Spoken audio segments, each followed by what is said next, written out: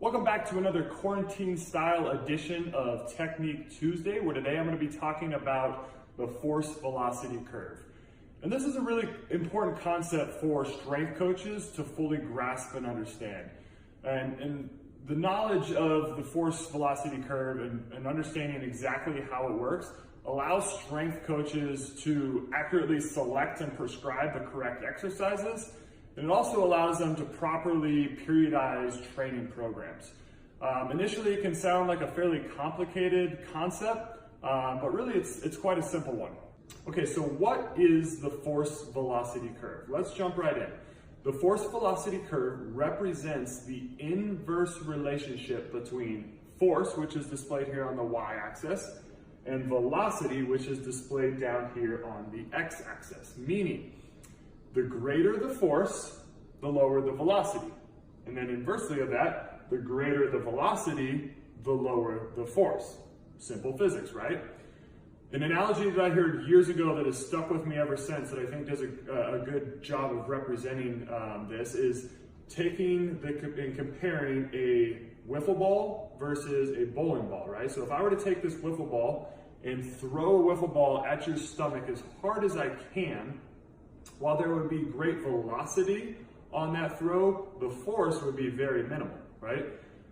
Then inversely of that, if I was to take a bowling ball and throw a bowling ball at your stomach as hard as I can, the velocity now would be quite low, whereas the impact and the force would be significantly higher.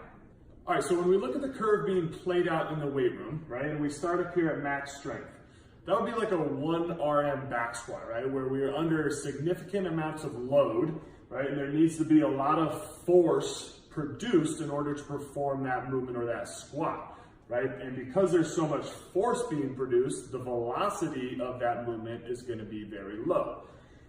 Versus down here at the other end, at the max velocity end, right? This is where there's going to be very minimal or no load at all, and we're going to be moving at very high velocities, right, with not nearly as much force being produced.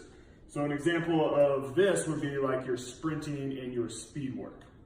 Because we are in the business of developing athletes and not just power lifters, we need to train the entire curve.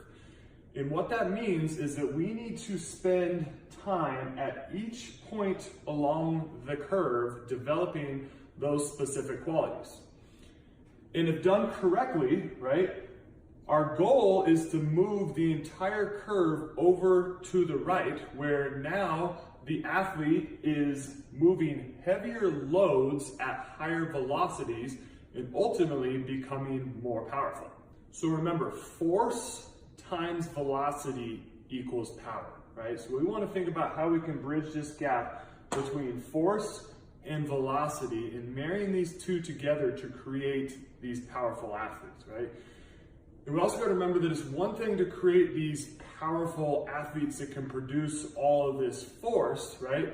But the real number or the real physical quality that we need to be chasing is just how fast can they display that strength or power, right? Which is referred to as a rate of force development. So yes, it's great to be able to squat 400, 500 pounds, but what I'm looking to create is the type of athlete that can produce that much force, but can produce it as fast as possible, because ultimately that is what sport requires. So stay tuned for next time for part 2 of this series, where I will be discussing how we specifically use the curve to periodize our training programs and the exercises that we select in order to elicit the specific training adaptations that we are looking for at each point along the curve.